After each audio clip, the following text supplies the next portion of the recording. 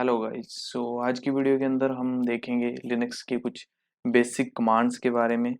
किस तरीके से आप कमांड लाइन के थ्रू लिनक्स के अंदर काम कर सकते हो, क्योंकि लिनक्स के बारे में एक बहुत ही फेमस चीज़ है कि यहाँ पर आपको जो मैक्सिमम काम करना पड़ता है हैकिंग की फील्ड के अंदर, आपको जो मैक्सिमम काम करना पड़ेगा वो कमांड लाइन के थ्रू होता है, वो ग्राफिकल बेस पे नहीं होता। ठीक है।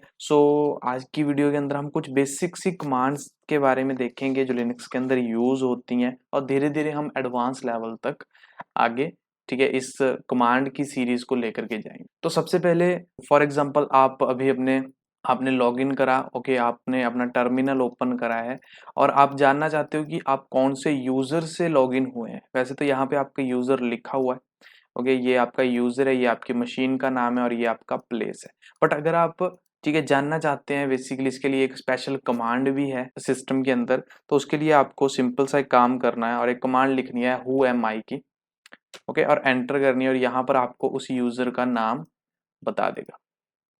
ठीक है, तो ये हमारी पहली कमांड थी। इसी तरीके से अगर आपको ये पता करना है कि आप कौन सी जगह के ऊपर इस टाइम पर काम कर रहे हैं, ओके, तो आप PWD, इसका मतलब होता है प्रेजेंट वर्किंग डायरेक्टरी।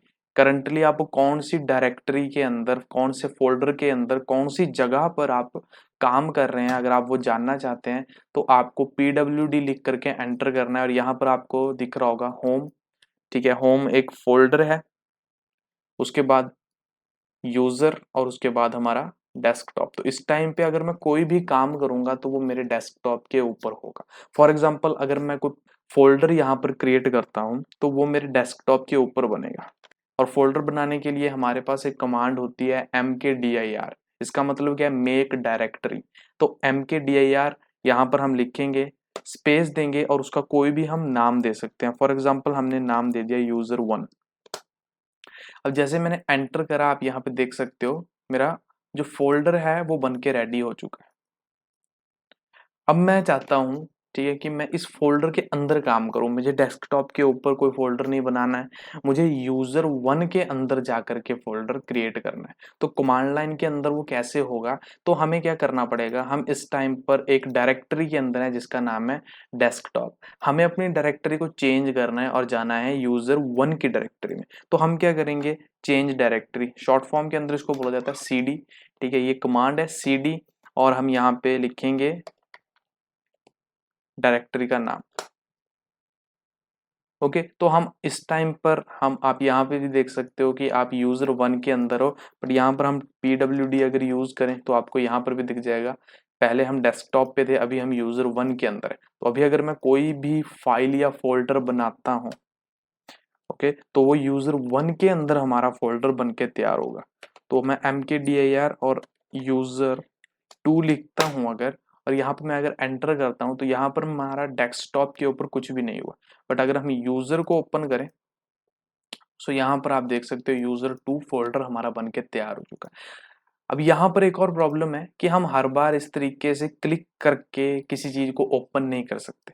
मुझे अगर डेस्कटॉप पर यहाँ पर रहकर ही पता करना है कि इस user1 के फोल्डर, ये जो फोल्डर है इसके अंदर क्या फाइल्स हैं, कितनी फाइल्स हैं, तो उसको मैं बहुत ही इजीली कर सकता हूँ। उसके लिए मुझे लिस्ट करवानी है इसके अंदर जितनी भी फाइल्स हैं। तो उसके लिए सिंपल हम कमांड लिखेंगे ls, और यहाँ पर हमारा, ठीक है, शो कर देगा जितनी भी चीजें इसके अंदर बनी हुई हैं। अब फॉर एग्जांपल मुझे user1 के अंदर एक फाइल क्रिएट करनी है। तो फाइल क्रिएट करने के वैसे 3 तरीके हैं, बट अगर मैं सबसे सिंपल तरीका आपको बताऊं तो उसका नाम है नैनो। स्पेस दे करके हम उस फाइल का नाम लिख देंगे user1.txt, और जैसे हम एंटर करेंगे तो ये हमारा एक तरीके से नोटपैड की तरह, ठीक है, खुल जाता है। अब इसके अंदर हम कुछ भी लिख सकते हैं, this is the file of user1 directory. ठीक है, तो हमने ये लिख दिया। अब ऐसा नहीं है कि हम एंटर करेंगे और ये सेव हो जाएगा। Ctrl+S भी यहाँ पे नहीं होता है। यहाँ पर नीचे आपको कुछ लिखा हुआ है और ये आपको, ठीक है, हेल्प करेगा बेसिकली कि कैसे फाइल को सेव करते हैं। तो यहाँ पर हम सबसे पहले राइट आउट करेंगे इसको, यानी कि Ctrl+O दबाएंगे। उसके बाद हम इसका नाम चेक करेंगे, अगर सही है तो ओके, हम एंटर कर देंगे, अगर नहीं तो हम इसको चेंज कर सकते हैं। तो जैसे हम एंटर करेंगे अभी ये लाइन हमारी सेव हो चुकी है। तो अभी हम इस नोटपैड से एग्जिट कर लेंगे।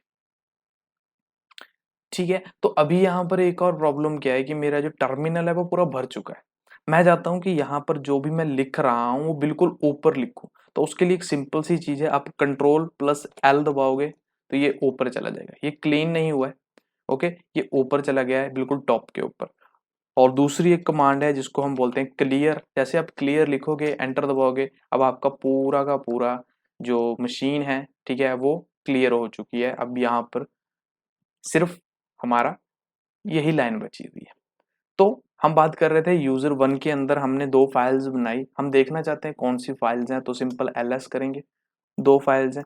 और अब यहीं से अगर मुझे पढ़ना है कि यूजर वन डॉट टी के अंदर कौन सा डाटा लिखा हुआ है, क्योंकि ऐसा तो मैं करूंगा नहीं कि यहाँ से जाऊंगा फिर यहाँ से ओपन करूंगा।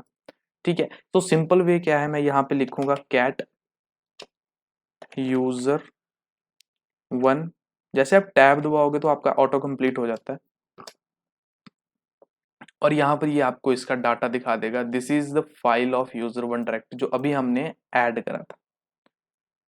ठीक है, तो ये सिंपल सा कॉन्सेप्ट है। अभी फॉर एग्जांपल मुझे वापस डेस्कटॉप के ऊपर जाकर के कुछ काम करना है, ठीक है, और या आप ये कह सकते हो कि मुझे डेस्कटॉप के ऊपर जाना है और यूजर वन को डिलीट करना है। तो उस केस के अंदर मैं क्या करूंगा, मुझे अपनी डायरेक्टरी अगेन चेंज करनी है, मुझे बैक जाना है। तो चेंज डायरेक्टरी स्पेस दे करके हम डबल डॉट देंगे। डबल डॉट का मतलब होता है लिनक्स के अंदर कि हम एक स्टेप पीछे जा रहे हैं।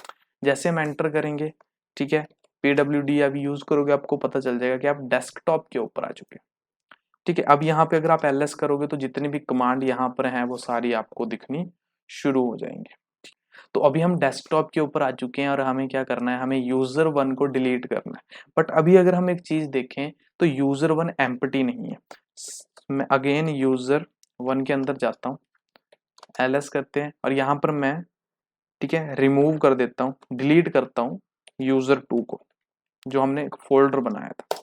एंटर करेंगे और अगर आप ls करोगे तो पहले इसके अंदर दो फाइल्स थी, अब इसके अंदर सिर्फ एक फाइल बची है।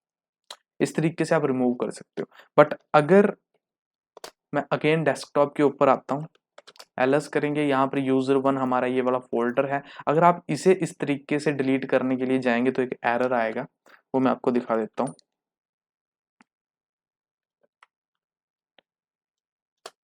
और एरर क्या है कि डायरेक्टरी इज नॉट एम्प्टी, मतलब आपकी जो डायरेक्टरी है यूजर वन जो है वो एम्प्टी नहीं है, इसके अंदर कोई ना कोई हमारी फाइल है, और फाइल हमारे पास है और उसका नाम है यूजर वन डॉट टी। तो इस तरीके के फोल्डर्स को आप कैसे रिमूव कर सकते हो, उसके लिए आपने सिंपल कमांड है rf डैश करके r, और उसके बाद आपने उस फोल्डर का नाम लिखना है।